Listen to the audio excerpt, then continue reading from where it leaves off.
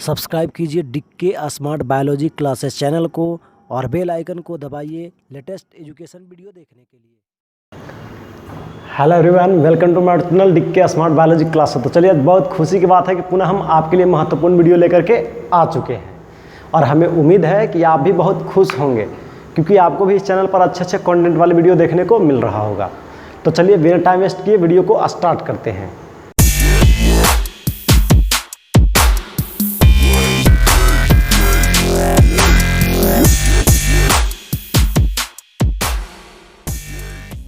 हाँ, तो जहाँ थोड़ा सा आपको हम बताना चाहेंगे, बहुत आज खुशी की बात है कि जिस प्रकार से आप लोगों का लाड प्यार जो है ना हमें मिला है, उससे इस हमारे यूट्यूब चैनल पर जो है 23,000 सब्सक्राइबर क्रॉस हो चुका है।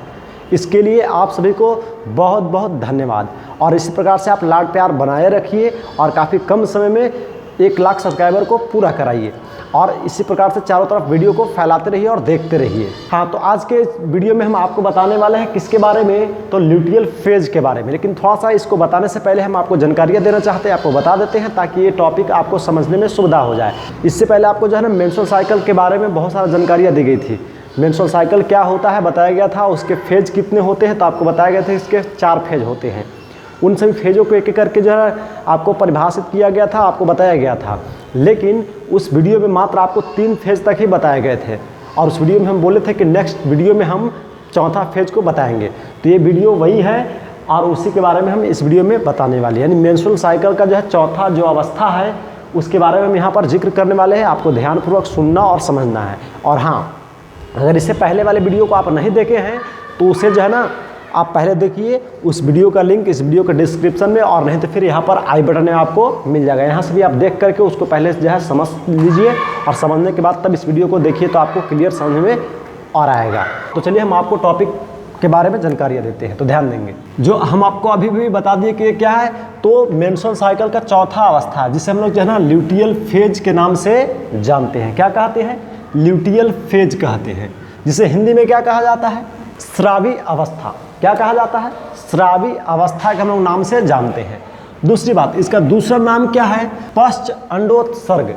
तो ध्यान देंगे, ये आपको जो है ना ल्यूटियल फेज का जो है 2 नाम हिंदी में बताया गया, स्रावी अवस्था और दूसरा पश्च अंडोत्सर्ग। आप इस प्रकार से इसको याद कर सकते हैं नाम को और उसके बाद हम आगे इसके बारे में जानकारियाँ देते हैं। तो ध्यान देंगे, हाँ, तो यहाँ ध्यान देंगे, जब क्या होती है अंडाणु, क्या अंडाणु ग्राफिक पुटक से, किससे? तो ग्राफिक पुटक से बाहर निकल जाता है। क्या हो जाता है? बाहर निकल जाता है। ध्यान देंगे, एक बार हम पुनः रिपीट कर रहे हैं। क्या होता है जब अंडाणु किस से? तो ग्राफिक पुटक से क्या होता है? बाहर निकल जाता है। तो ग्राफिक पुटक एक हल्के पीले रंग का, किस प्रकार का? तो एक हल्के पीले रंग का क्या बनाती है? रचना बनाती है। हल्के पीले रंग का क्या बनाती है? तो रचना बनाती है। उस रचना को हम लोग जो है ना किस नाम से जानते हैं? तो कॉपर ल्यूटियम्स के नाम से जानते हैं। जैसे कि यहाँ पे ध्यान देंगे, ये क्या है? कॉपर ल्यूटियम्स है। बात समझ आ रही है? आगे चलते हैं, थोड़ा सा इसके बारे में आगे हम जो है ना बताएंगे। ये फिगर आपको समझाने के लिए बनाया गया है, इसके बारे में हम जानकारी आपको देंगे। ध्यानपूर्वक इसको समझेंगे जब हम इस फिगर के बारे में बताएंगे। तो एक बात और ध्यान रखेंगे, हमेशा की तरह आपको करना क्या है कि फिगर को प्रैक्टिस करते रहना है ताकि आपको समझने में और ज़्यादा सुविधा हो जाए। और हम कुछ मेंस्ट्रुअल साइकिल का जो है ना फिगर को रिपीट किए हैं। ऐसे इसके बारे में पहले भी जो है फिगर बनाए गए थे और दिखाए गए थे, लेकिन इसमें हम आपको समझाने के लिए एक नॉर्मल फिगर बना दिए हैं और आपको जो पहले फिगर बनाया गया है उसको बना करके प्रैक्टिस करते रहना है। हाँ, और इस फिगर में आपको पूरी जानकारियाँ दी जाएगी कि कैसे जो है मेंस्ट्रुअल साइकिल में कौन कौन सी क्रियाएँ होती और कब किस प्रकार से अवस्थाएँ स्त्री जननांगों में होती है, उसके बारे में हम आपको जानकारियाँ इस जरा फिगर के माध्यम से देंगे। एक बताओ, हाँ, तो एक बताओ हम आपको बता देते हैं कि इस फिगर को हम एक चलचित्र के रूप में आपको दिखाएंगे। जब हम प्रोजेक्टर चलाएंगे तो इन सभी फिगरों को चलचित्र के रूप में आपको दिखाया जाएगा। स्टेप बाय स्टेप आपको दिखाया भी जाएगा और समझाया भी जाएगा। बात समझ में आ रही है? तो तब तक जो है ना प्रोजेक्टर की क्लास का इंतजार कीजिए और तब तक इससे जो ध्यानपूर्वक सुनिए और समझिए और पूरी तरह से इसको याद कर लीजिए, क्योंकि जब याद आपको ये रहेगा टॉपिक तो आपको प्रोजेक्टर देखने में 110% समझ में आएगा। आप केवल जो है ना प्रोजेक्टर के क्लास में बैठ करके केवल अधिकांश आप समझ जाएंगे। बात समझ में आ रही है? तो इसलिए आपको याद कर लेना है। आगे चलते हैं, तो ध्यान देंगे, बताया गया क्या होता है, उसे हम लोग किस नाम से जानते हैं? तो कॉपर ल्यूटियम के नाम से जानते हैं, जो आपको यहाँ पर जानकारियाँ दिया गया। आगे थोड़ा सा हम चलते हैं और आपको आगे बताते हैं। तो ध्यान देंगे यहाँ पर, अब यहाँ पे ध्यान रखना कि जो कॉपर ल्यूटियम होता है, ये कॉपर ल्यूटियम क्या करता है? तो एक हार्मोन स्राव करता है। क्या करता है? एक हार्मोन स्राव करता है। उस हार्मोन को हम लोग क्या बोलते हैं, तो प्रोजेस्टेरॉन के नाम से जानते हैं। ये हार्मोन कौन स्रावित करता है, तो कॉपर ल्यूटियम। अब ध्यान देंगे, जैसे एक क्या होता है, हार्मोन स्राव होता है, तो स्राव होने के कारण क्या होती है, जो गर्भाशय होते हैं, गर्भाशय के क्या अंतः दीवार जो होते हैं वो क्या हो जाते हैं, मोटा हो जाते हैं। बस समझिए, मोटी हो जाते हैं। कैसे हो जाते हैं, मोटी हो जाते हैं। अब बात आ जाती है कि जब मोटा हो जाता है गर्भाशय का अंतः स्तर दीवार, तो उस स्थिति में क्या होती है, वो गर्भधारण जो है करने योग्य क्या हो जाता है, बन जाता है। बात क्लियर हो गई? नहीं तो हम पुनः एक बार रिपीट कर देते हैं, ध्यान देंगे आप। जैसे क्या होती है, तो कॉपर ल्यूटियम से जो है एक हार्मोन जिसका नाम बताया गया प्रोजेस्टेरॉन हार्मोन क्या होती है, स्रावित होती है। तो गर्भाशय के अंतः दीवार जो होते हैं वो क्या हो जाता है, मोटा हो जाता है। और मोटा होने के कारण ही क्या होती है, गर्भधारण करने योग्य बन जाता है। बात समझ आ रही है? ध्यान रहे, हम इस अवस्थाओं के बारे में जो है पहले भी जिक्र किए थे और बताए थे। ध्यान देंगे, ये अवस्था जो होती है कितने दिनों का, तो लगभग 16 से 28 दिनों का होता है। यानी आप कह सकते हैं कि जब मेंस्ट्रुअल साइकिल जो है प्रारंभ होता है, तो जो है ना मेंस्ट्रुअल साइकिल प्रारंभ होने के लगभग कितने दिन, तो 16वें से 28वें दिन की जो अवस्था होती है वो किस नाम से जाना जाता है, तो ल्यूटियल फेज के नाम से जाना जाता है। इसको हम पुनः यहाँ पर फिगर के माध्यम से आपको दिखा देते हैं और बता देते हैं। ध्यानपूर्वक इसको देखिए और जो है समझिए। तो देखिए यहाँ पर जैसे कि हम पहले बताए थे कि मेंस्ट्रुअल साइकिल को जो है ना हम लोग पूर्ण रूप से कितने अवस्थाओं में बांटते हैं, तो 4 अवस्थाओं में बांटते हैं। और इन 4 अवस्थाओं को हम यहाँ पर आपको दिखा दिए हैं ताकि आपको समझने में और ज़्यादा सुविधा हो जाए। तो देखिए, हम बताए थे कि पहला अवस्था जो होता था ब्लडिंग फेज होता था, दूसरा होता था फॉलिकुलर जो है ना फेज होता था, तीसरा क्या होता था जो है ना ओवुलेशन फेज होता था, और चौथा जो होता था वो क्या होता था, तो यहाँ पे ध्यान देंगे ल्यूटियल फेज होता था। अब इसके बारे में हम बताते हैं कि कब से कब तक की अवस्थाएं होती है। तो ध्यान देंगे यहाँ पर, एक से अगर हम जो है ना जिस समय मेंस्ट्रुअल साइकिल यानी एमसी स्टार्ट होता है स्त्री जननांगों में, जिस समय मासिक चक्र स्टार्ट हुआ, तो स्टार्ट होने के जो है ना 1 से 5 दिन की जो अवस्था होती है उस अवस्था को हम लोग ब्लडिंग फेज के नाम से जानते हैं। और इसे बोलचाल के भाषा में पीरियड के नाम से जाना जाता है। इसे बोलचाल के भाषा में अधिकांश क्या कही जाती है, तो पीरियड के नाम से जाना जाता है, जिसमें क्या होते हैं बेकार पदार्थ जो म्यूकस वगैरह होते थे, हार्मफुल क्या होते थे मटेरियल होते हैं, वो स्त्री जननांगों से धीरे धीरे जो है बाहर निकलते हैं, जो आपको पहले भी जानकारियाँ दे दिया गया है। तो क्लियर हो गया, 1 से 5 दिन की जो अवस्था होती है मेंस्ट्रुअल साइकिल प्रारंभ होने के बाद, तो वो जो है अवस्था क्या मान जाती है, तो ब्लडिंग फेज या पीरियड के नाम से जानी जाती है। अब इसके बाद देखते हैं, तो इसके बाद जो अवस्था आती है लगभग जो है ना कितने दिन, तो 6 से 12 दिन की जो अवस्था होती है उसे हम लोग किस नाम से जानते हैं, तो ल्यूटियल फेज के नाम से जानते हैं। आगे चलते हैं, और इसके बाद जो फेज आती है कितने दिन का जो है, तो लगभग ध्यान देंगे 13 से 15वें दिन का, ध्यान देंगे 13 से 15वें दिन का जो अवस्था होती है उसको हम लोग किस नाम से जानते हैं, तो ओवुलेशन फेज के नाम से जानते हैं। ये बात क्लियर हो गई। आगे चलते हैं, तीसरा क्लियर हो गया। बाद जो अगला फेज है वो क्या है, ल्यूटियल फेज। ये कितने दिनों का अवस्था होता है उसके बारे में हम आपको बताते हैं। तो ये जो है लगभग कितने दिन, तो 16 से 28 दिन का होता है। यानी ओवुलेशन फेज के बाद जो अवस्था आती है ये ल्यूटियल फेज के नाम से जाना जाता है, जो लगभग आपको बताया गया 16 से 28 दिन की जो अवस्थाएं होती है वो माना जाता है। ये बात क्लियर हो गई। तो आपको मेंस्ट्रुअल साइकिल के जो अवस्थाएं थे वो पूरी तरह से क्लियर आपको कर दिए गए। ध्यान रहे, इसमें जो प्रोसेस होता है आपको हम जब प्रोजेक्टर दिखाएंगे तो और क्लियर आसानी से हो जाएगा, क्योंकि उसमें फिगर भी आपको चलचित्र के माध्यम से दिखाया जाएगा, स्टेप बाय स्टेप दिखाया जाएगा कि उसमें कौन कौन सी क्रियाएं हो रही है, कैसे हो रही है, किस प्रकार से प्रोसेस हो रहा है। आपको बिल्कुल ऐसा लगेगा कि हम सामने देख रहे हैं, यानी जो स्त्री जननांग में जो प्रोसेस होती है वो आपको सामने एहसास होगा, जिससे 110% आप देख करके ही समझ जाएंगे। आपको किसी प्रकार का कोई त्रुटियाँ उसमें जो है ना, किसी प्रकार का आपको कोई प्रॉब्लम बचेगा ही नहीं जब आप इसको प्रोजेक्टर पर देख लेंगे। तो चलिए प्रोजेक्टर का इंतजार कीजिए, तब तक हम आगे और आपको बताते हैं। तो देखिए ध्यान रहे, जब अंडाणु क्या हो जाती है, जब अंडाणु क्या होती है, हाँ जब अंडाणु निषेचित हो जाता है तो ध्यान रहे 1 सप्ताह के बाद, कितने सप्ताह के बाद, तो 1 सप्ताह के बाद क्या होती है, जो निषेचित अंडाणु होती है वो निषेचित अंडाणु क्या होती है, तो ध्यान देंगे अंडवाहिनी से जो है धीरे धीरे स्थानांतरित होकर के कहाँ से, हाँ तो अंडवाहिनी से धीरे धीरे स्थानांतरित तो होकर कहाँ आ जाती है, तो ध्यान देंगे गर्भाशय के अंतः स्तर जो दीवार होती है उससे आकर के चिपक जाती है। यानी कह सकते हैं कि जो यूटेरस होते हैं, यूटेरस के जो इंटरनल वाल होती है उससे आकर के क्या कर जाती है, चिपक जाती है। और जैसी क्या होती है तो ध्यान देंगे, निषेचित अंडाणु, जैसे निषेचित अंडाणु अंडवाहिनी से जो है स्थानांतरित होते हुए गर्भाशय के दीवारों से आकर के क्या कर जाती है, तो चिपक जाती है। तो उस क्रिया को ही किस नाम से जानते हैं, तो आरोपण के नाम से जानते हैं। ये बात क्लियर हो गई।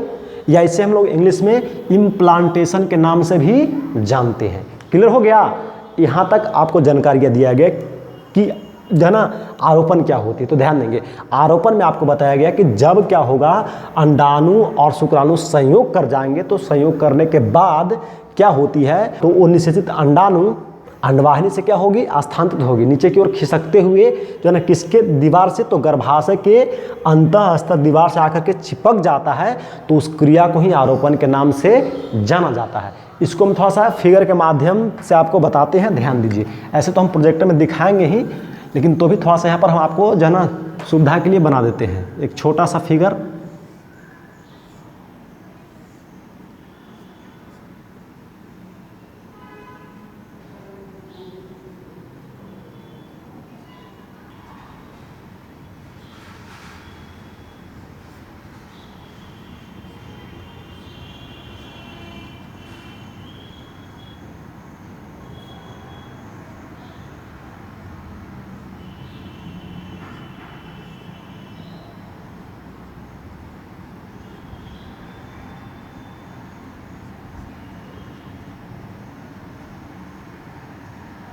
यहाँ पर फिगर को बनाते हुए ध्यान से जो है देखेंगे तो आपको और ज़्यादा क्लियर समझ में आएगा। फिगर को कभी भी बनाते वक्त ध्यान से आप देखें तो और आपको जो है समझने में आ जाएगा और अच्छी तरह से आपको समझ में आ जाएगा और याद भी हो जाएगा।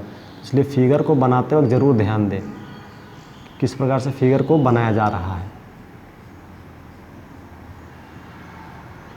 क्योंकि छापने से कोई विशेष फ़ायदा नहीं होने वाला। जब तक कि आपको याद नहीं होगा तब तक बायोलॉजी में कोई विशेष फ़ायदा आपको नहीं होने वाला है।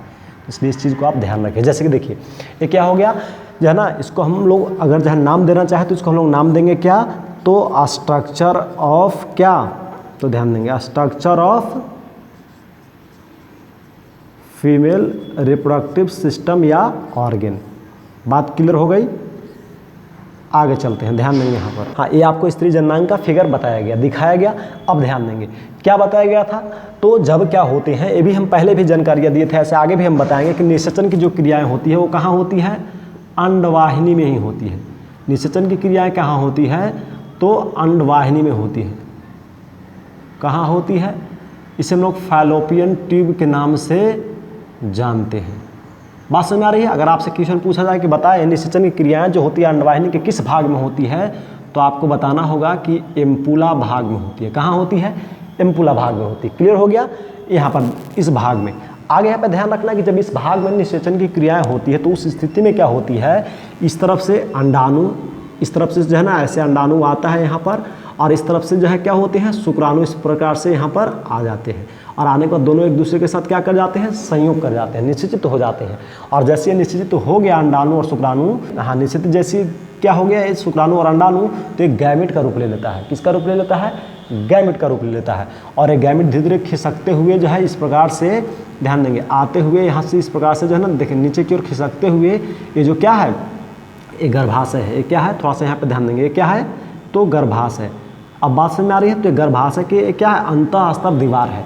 इससे आकर के ऐसे जो है ना क्या हो जाएगा, धीरे धीरे खिसकते हुए आकर के यहाँ पर ऐसे चिपक जाएगी। कौन, तो जायगोट, या आप कह सकते हैं कि निषेचित अंडाणु।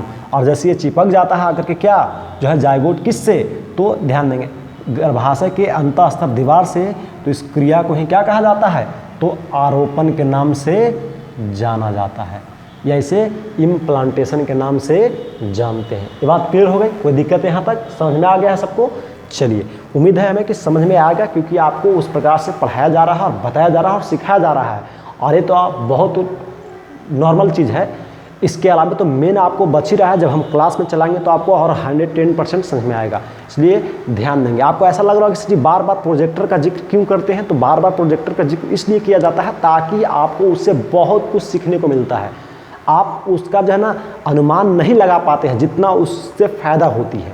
तो तो इसलिए आपको बार बार बताया जाता है ताकि उसके फ़ायदों को आप समझें और उसका लाभ उठाएं। तो चलिए ध्यान से देखिए और पढ़िए और सीखिए। तो चलिए यहाँ तक आपको आरोपण के बारे में जिक्र कर दिया गया, बता दिया गया, ध्यान रहे।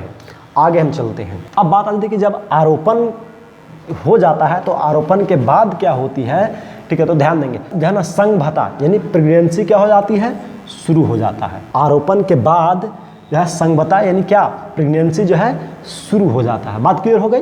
अब बात आ जाती है कि जब प्रेगनेंसी क्या हो जाती है, जब प्रेगनेंसी शुरू होने पर क्या होती है, ध्यान देंगे। प्रेगनेंसी शुरू होने पर क्या होती है, तो लगातार किससे, तो कॉपर जो है ल्यूटियम से। किससे, तो कॉपर ल्यूटियम से एक हार्मोन जो है स्रावित होता है, जिस हार्मोन को हम लोग किस नाम से जानते हैं, तो प्रोजेस्टेरोन। पहले भी आपको बताया गया था। प्रोजेस्टेरोन हार्मोन का क्या होता है, स्राव होता है, जो अधिक मात्रा में स्रावित होती है। और जब अधिक मात्रा में क्या होती है, स्रावित होती है, तो स्रावित होते रहने के, स्रावित होती है या आप कह सकते हैं कि स्रावित होते रहता है, जिसके कारण क्या होती है, ध्यान देंगे, गर्भाशय।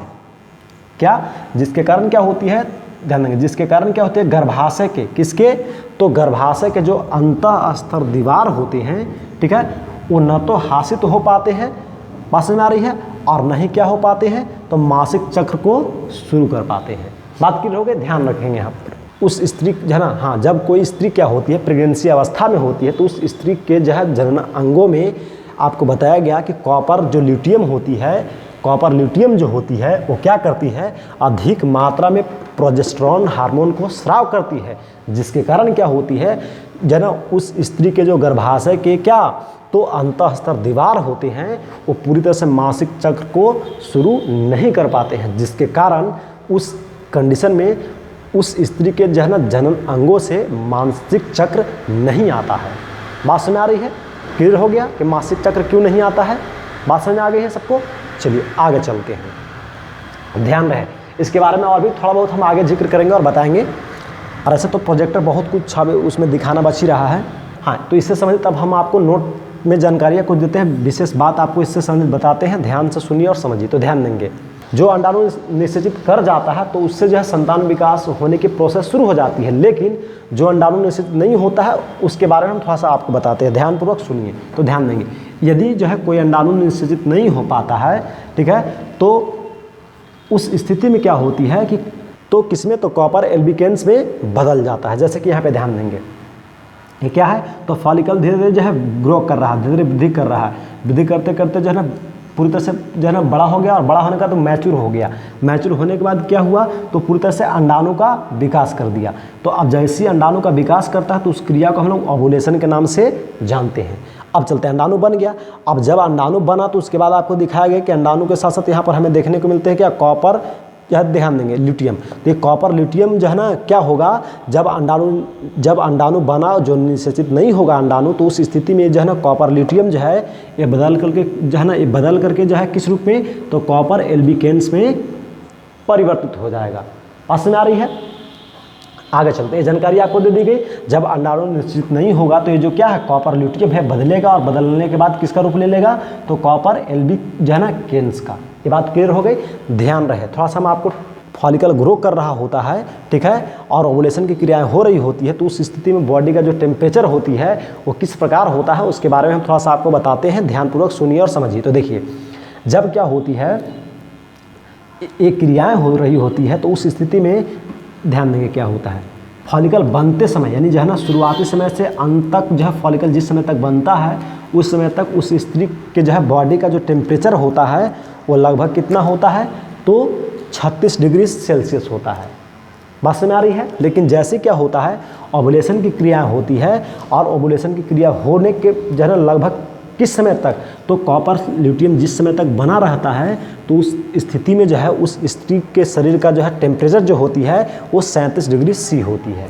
और जैसे ये पूरी तरह से जन्म क्या हो जाता है, जन्म बनने के बाद किस रूप में बदल जाता है, तो कॉपर एल्बिकेंस में बदल जाता है। तो पुनः उस स्थिति में जो बॉडी का टेम्परेचर होता है वो कितना डिग्री सेल्सियस पर आ जाती है, तो 36 डिग्री सेल्सियस पर आ जाती है। ये बात आपको क्लियर हो गया, कोई दिक्कत, आगे चलते हैं। ओवुलेशन के समय आपको अगर क्वेश्चन पूछा जाए कि बताएं ओवुलेशन के समय बॉडी का टेम्परेचर कितना डिग्री होता है, तो 37 डिग्री सेल्सियस होता है। और पूछा जाए कि बताएं उस स्थिति में जब स्त्री जननांगों में क्या हो रही होती है, जब फॉलिकल ग्रो कर रहे होते हैं, तो उस स्थिति में जो है ना बॉडी का टेम्परेचर कितना होता है, तो आपको बताना होगा 36 डिग्री सेल्सियस होती है। और जब पूरी तरह से जो है ना कॉपर ल्यूटियम क्या होता है, कॉपर जो है ना एल्यूकेन्स में बदलता है, तो उस स्थिति में जो है ना उस स्त्री का बॉडी का टेम्परेचर कितना होता है, तो आपको बताना होगा 36 डिग्री सेल्सियस होता है। ये बात आपको क्लियर हो गया। मज़ा आ रहा है पढ़ने में, बिल्कुल मज़ा ही आएगा। बिल्कुल ध्यानपूर्वक समझिए और सुनिए, आपको 110% समझ में आ जाएगा। बात समझ में आ रही है, तो इसलिए आपको ध्यानपूर्वक सुनते रहना और समझते रहना। और किसी प्रकार का कोई त्रुटि या क्वेश्चन या सुझाव भी है तो आप बेहिचक कमेंट बॉक्स में लिख करके बता सकते हैं, और क्वेश्चन है तो पूछ सकते हैं। बात समझ में आ रही है।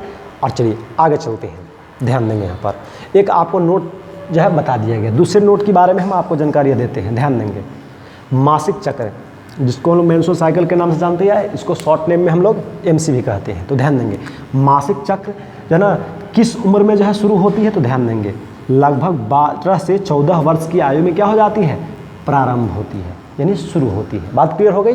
और अगर जो है ना अब बात आ जाती है कि कब तक चलती, और बात आ जाती है कि ये कब तक चलती है, तो आपको ध्यान रखना है लगभग ये 45 से 50 वर्ष तक चलती है। क्लियर हो गया। अगर आपसे क्वेश्चन पूछा जाए कि बताएं मासिक चक्र गर्ल्स यानी लड़कियों में किस उम्र में शुरू होती है, तो आपको बताना होगा कि जो है 12 से 14 वर्ष की आयु में शुरू होती है। और पुनः आपसे क्वेश्चन पूछा जाए कि बताएं कि जो है ना किसी स्त्रियों में मासिक चक्र कब तक चलती है, तो आपको बताना होगा जो है ना तो लगभग कितना समय तक, तो 45 से 50 वर्ष तक चलती है। क्लियर हो गया। इससे संबंधित कुछ जानकारी आगे हम बताएंगे। आगे चलते हैं, तो देखिए यहाँ पर ध्यान देंगे। नेक्स्ट नोट की हम बात करते हैं, ध्यान देंगे। मासिक चक्र क्या होता है, जैसे शुरू होती है जन्म, जैसी मासिक चक्र क्या होती है, शुरू होती है यानी स्टार्ट होती है, तो स्टार्ट होने के कितने दिन बाद, तो 28वें दिन।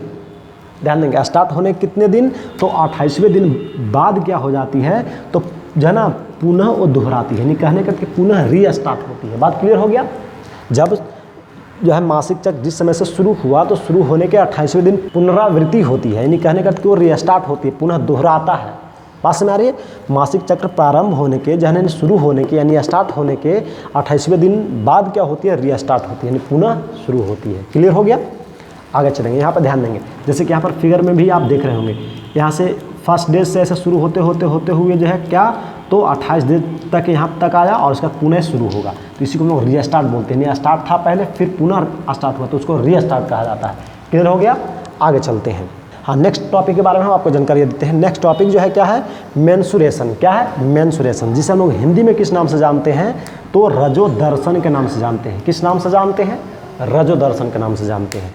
अब यहाँ पे ध्यान रखना कि रजोदर्शन क्या होता है, रजोदर्शन किसे कहते हैं, उसके बारे में हम आपको जानकारियाँ देते हैं। आप ध्यानपूर्वक सुनिए और समझिए। तो देखिए यहाँ पर जब किशोरावस्था में मासिक चक्र यानी MC जो होती है, ठीक है ना, क्या होता है, प्रथम बार, यहाँ पे ध्यान देंगे, प्रथम कर लेंगे, प्रथम बार क्या होती है, तो स्टार्ट होता है, तो उसे हम लोग रजोदर्शन के नाम से जानते हैं। बात क्लियर हो गई। ध्यान रखें, ध्यान रखेंगे। यहाँ पर पुनः एक बार हम रिपीट करते हैं कि जब किशोरावस्था में लगभग कितना से कितना उम्र, तो 12 से 18 वर्ष की आयु में क्या होती है, जब किसी जो है ना गर्ल्स में मासिक चक्र यानी MC क्या होती है, जो है ना प्रथम बार शुरू होती है या स्टार्ट होती है, तो उससे किस नाम से जाना जाता है, तो रजोदर्शन के नाम से जाना जाता है। ये बात क्लियर हो गई। रजोदर्शन किसे कहा जाता है, तो हम पुनः रिपीट करते हैं कि कोई भी गर्ल्स में जब कोई गर्ल्स में प्रथम बार जो ना क्या होगा, तो मासिक चक्र आएगा, ठीक है, या शुरू होगा, तो उसी तो रजोदर्शन के नाम से जाना जाता है। बात क्लियर हो गई। आगे चलते हैं। अब बात आ जाती है कि ये क्रिया जो होती है केवल किस उम्र में प्रारंभ होती है या शुरू होती है, तो ध्यान देंगे, तो 12 से जो है ना 15 वर्ष की आयु में ही शुरू होती है। उसके बाद एक क्रियाएँ नहीं होती है, उससे पहले भी नहीं होती है। ये ध्यान आपको रखना है, ठीक है, यानी किशोरावस्था में ही शुरू होगी। आगे चलते हैं, ध्यान रखेंगे। नेक्स्ट टॉपिक के बारे में हम आपको जानकारी देते हैं। नेक्स्ट टॉपिक हमारा जो है, नेक्स्ट टॉपिक क्या है, तो मेनोपॉज। तो मेनोपॉज के बारे में हम आपको जानकारी देते हैं। ध्यानपूर्वक सुनिए और समझिए। मेनोपॉज को हम लोग हिंदी में जो है ना क्या कहते हैं, रजोनी वृत्ति के नाम से लोग जानते हैं। किस नाम से जानते हैं, रजोनी वृत्ति के नाम से जानते हैं। ध्यान रहे। अब रजोनी वृत्ति क्या होती है उसके बारे में हम आपको बताते हैं। जब कोई स्त्री में कोई स्त्री है, ठीक है, और उस स्त्री में यानी आप कह सकते हैं जब कोई स्त्री में अंडोत्सर्ग तथा क्या मासिक चक्र की जो क्रियाएं होती है वो अस्थायी रूप से क्या हो जाती है, रुक जाती है, ठीक है, अस्थायी रूप से क्या हो जाती है, रुक जाती है या बंद हो जाती है, ठीक है। तो उस स्थिति में उस क्रिया को ही क्या कहा जाता है, तो रजोनिवृत्ति के नाम से जाना जाता है। ये बात क्लियर हो गई।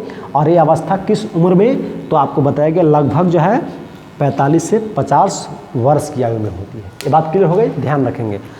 रजोनिवृत्ति किसको कहते हैं, तो जब कोई स्त्री है, ठीक है, तो उसका जब उम्र लगभग, और जब, हाँ ध्यान देंगे, कोई स्त्री है और उसके शरीर से जब मेंस्ट्रुअल साइकिल यानी मासिक चक्र की जो क्रियाएं होती है वो आना बंद हो जाए, ठीक है, या रुक जाए, तो उस क्रिया को ही रजोनिवृत्ति के नाम से जाना जाता है। और कोई भी स्त्री के जो है किस उम्र, कोई भी स्त्रियों में ये क्रियाएं कब होती है, तो आपको बताया गया कि 45 से 50 वर्ष की आयु में होती है। थोड़ा सा हम एक बार रिपीट कर देते हैं पुनः सबको। तो रजोदर्शन कब जो है ना, रजोदर्शन किस उम्र में शुरू होती है, तो किशोरावस्था यानी लगभग 12 से 15 वर्ष की आयु में। और रजोनिवृत्ति जो है ना, रजोनिवृत्ति कब होती है, तो आपको बताया गया कि जो है ना 45 से 50 वर्ष की आयु में। क्लियर हो गया।